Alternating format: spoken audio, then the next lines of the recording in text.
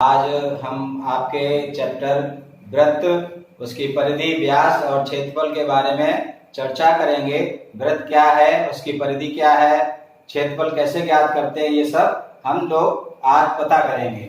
तो वृत्त क्या होता है? किसी एक निश्चित बिंदु से निश्चित दूरी पर विभिन्न बिंदुओं के पथ को वृत्त कहते हैं। अर्थात ये बहुत सारे बिंदु हैं, इनको जो मिलाने वाला पथ है ये इस तरीके से देखें। ये बिंदु है, बिंदु सी, और ये बहुत सारे बिंदु हैं, इनसे ये दूरी निश्चित है, एक समान है, और इन सभी बिंदुओं को जो मिला रहा है उस पथ को हम वृत्त कहते हैं। और जो ये फिक्स बिंदु है, एक निश्चित बिंदु है, इसे वृत्त का केंद्र कहते हैं। और इस केंद्र से विभिन्न बिंदुओं की दूरी जो कि एक समान होती है उसको हम त्रिज्या कहते हैं, इंग्लिश में रेडियस कहते हैं, इसलिए आर से डिनोट करते हैं। अब देखें, यहां पर C A equal to C B equal to C C equal to C D equal to R. यहां पर किसी भी बिंदु की दूरी जो निश्चित बिंदु है यानी केंद्र है उससे एक जैसी होगी, एक बराबर होगी, जो कि वृत्त की त्रिज्या कहलाती है। अब आते हैं हम वृत्त की परिधि। वृत्त की परिधि यानी वृत्त के जो चारों तरफ पथ है, जो वृत्त का विभिन्न बिंदुओं के द्वारा जो पथ है ये बनाया गया है, ये सारा, इसकी परिमाप को ही हम वृत्त की परिधि कहते हैं। तो वृत्त की परिधि बराबर होता है 2 पाई आर, जहां आर बराबर वृत्त की त्रिज्या होती है। अब वृत्त का व्यास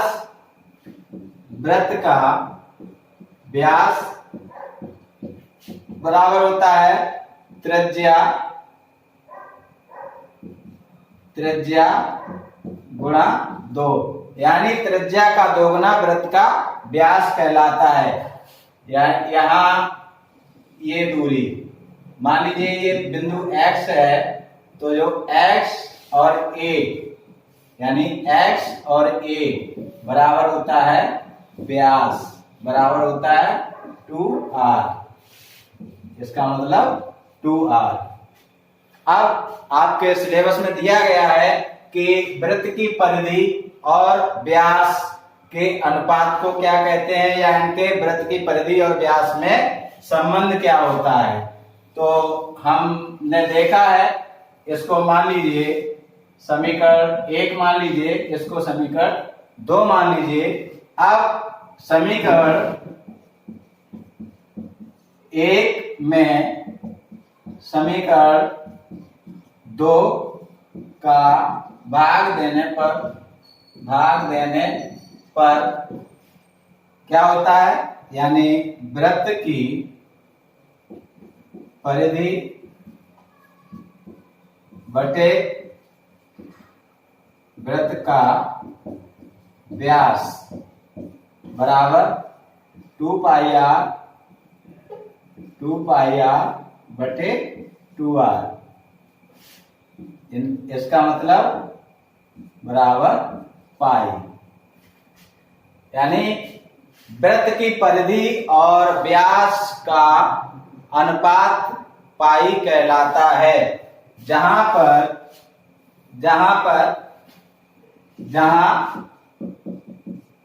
पाई एक अपर में संख्या है, जिसका मान पाई बराबर होता है 22/7, जो कि निश्चित है। निश्चित है। अर्थात किसी भी वृत्त की कोई भी त्रिज्या हो, कितना भी बड़ा वृत्त हो या छोटा वृत्त हो, उसकी परिधि और व्यास का जो अनुपात है वो निश्चित है, और वो है पाई, जो कि 22/7 होता है। चाहे वृत्त छोटा हो चाहे बड़ा हो, कैसा भी वृत्त हो, उनकी परिधि और व्यास का अनुपात 22/7 ही होता है। अब वृत्त का क्षेत्रफल हम लोग पढ़े हैं। वृत्त का क्षेत्रफल जो कि होता है, वृत्त का क्षेत्रफल बराबर होता है पाई आर स्क्वायर, यानी पाई आर स्क्वायर। ये पाई आर स्क्वायर आया कैसे, कहां से आया है, ये हम जानने का प्रयास करेंगे। क्योंकि क्षेत्रफल में हम लोग पढ़े हैं, सबसे पहले आयत के बारे में पढ़े हैं। आयत का क्षेत्रफल क्या होता है? आयत का क्षेत्रफल हम जानते हैं लंबाई गुणा चौड़ाई होता है। तो उस आयत के क्षेत्रफल को इससे जोड़ते हुए हम क्या करेंगे, एक वृत्त है जिसकी त्रिज्या केंद्र सी है, त्रिज्या आर है, उसके बहुत सारे त्रिज्यखंड का करेंगे, बहुत सारे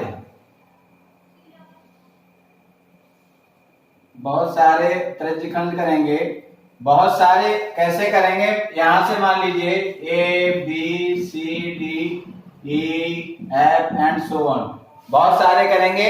और कैसे करेंगे कि जैसे आप लोगों ने देखा होगा कि जो ट्री गार्ड होता है, उस जो ईंटों से बना होता है, वो हमको वृत्ताकार दिखाई पड़ता है, लेकिन उसमें जो ईंटें लगी होती हैं, प्रत्येक ईंट जो होती है वो आयताकार शेप में होती है, जो कि आपने देखा होगा।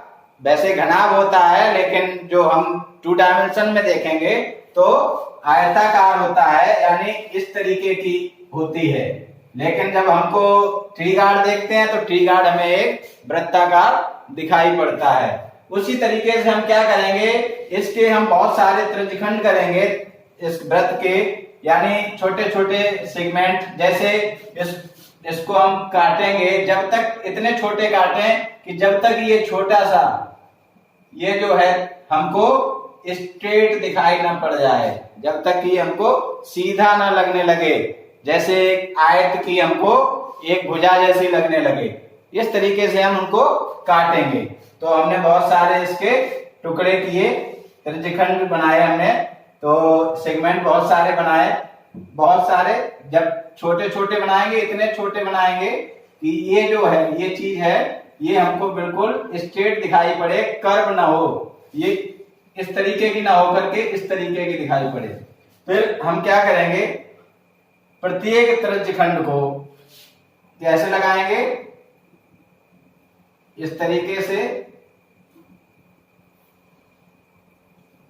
एक खड़ा, एक पड़ा, फिर एक खड़ा, फिर पड़ा, खड़ा, पड़ा, फिर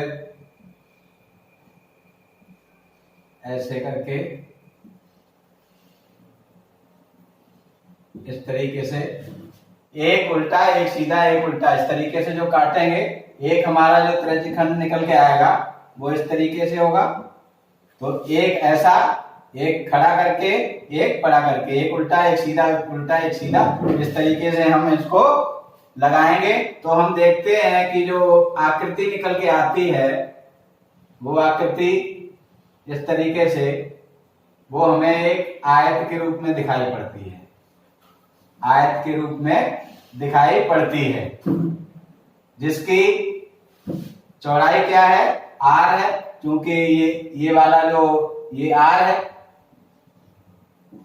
ये आर है, क्योंकि जो त्रिज्यखंड है वो सभी का बराबर आर, ये भी आर है, ये भी आर है, तो इसकी चौड़ाई आर हो गई।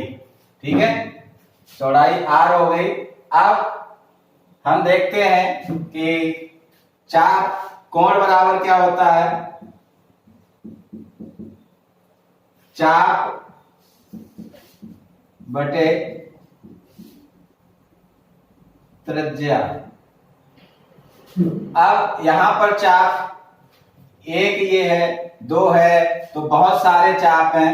सभी चाप को अगर मिला लेंगे, सारे चाप को अगर मिला लेंगे हम, तो हमारा यहां पर देखें चाप बराबर क्या आ जाएगा, कोण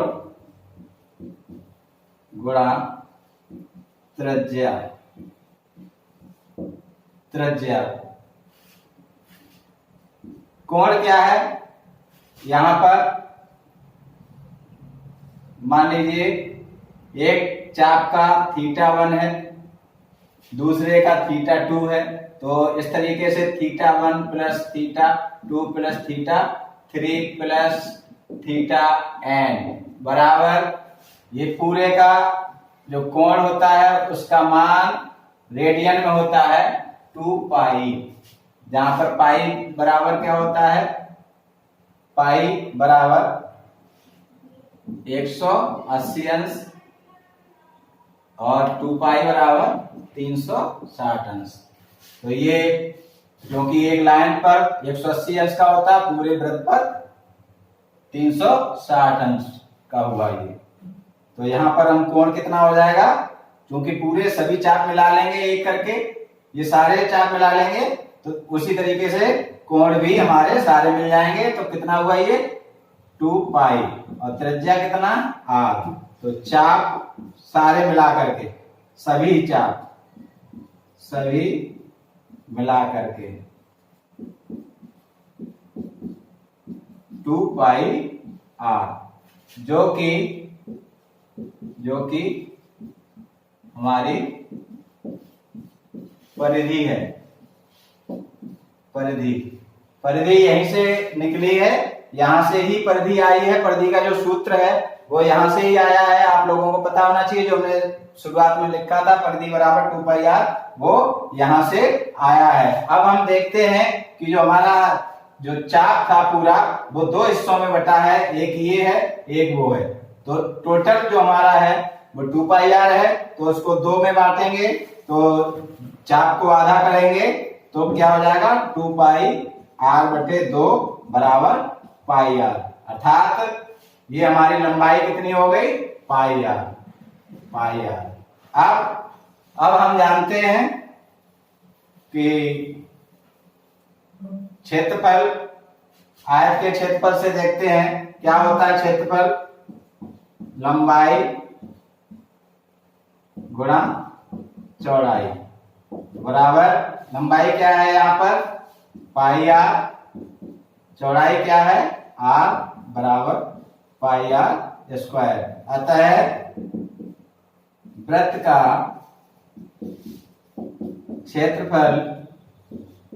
क्षेत्रफल बराबर पाई r स्क्वायर, जहां r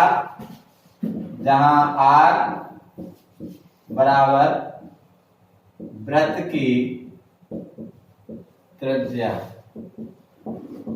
और पाई वृत्त की परिधि और व्यास का अनुपात होता है, जो कि 22/7 के बराबर होता है। तो उम्मीद है कि आप लोगों ने समझ लिया होगा कि वृत्त की ये परिधि जो हमने निकाली थी, ये ये आपने पाई 2 पाई r कहां से आई, तो यहां से हमने बता दिया था आपको। उसी से ही वृत्त का क्षेत्रफल हम लोगों ने ज्ञात किया है। तो वृत्त का क्षेत्रफल और वृत्त की परिधि। अब जो मुख्यतः ऑब्जेक्टिव में आता है आपका, जो वृत्त की परिधि और व्यास के अनुपात को क्या कहते हैं, तो वृत्त की परिधि और व्यास के अनुपात को हम पाई कहते हैं, जिसका मान 22/7 है, जो कि निश्चित है। किसी भी त्रिज्या वाले वृत्त का, चाहे वृत्त की त्रिज्या 5 सेंटीमीटर हो चाहे 10 सेंटीमीटर हो, उसकी परिधि और व्यास का अनुपात हमेशा पाई ही आएगा, और जिसका मान 22/7 होता है। तो उम्मीद है आप लोगों ने इसको समझ लिया होगा। अगर किसी की क्वेरी है तो वो पूछेगा बाद में हमसे व्हाट्सएप पे। आगे इससे संबंधित आपको प्रश्न हल करने हैं और हमें व्हाट्सएप पर दिखाने हैं। तो आज के लिए इतना ही। धन्यवाद। फिर आपके अगले चैप्टर को लेकर के उपस्थित होंगे। धन्यवाद।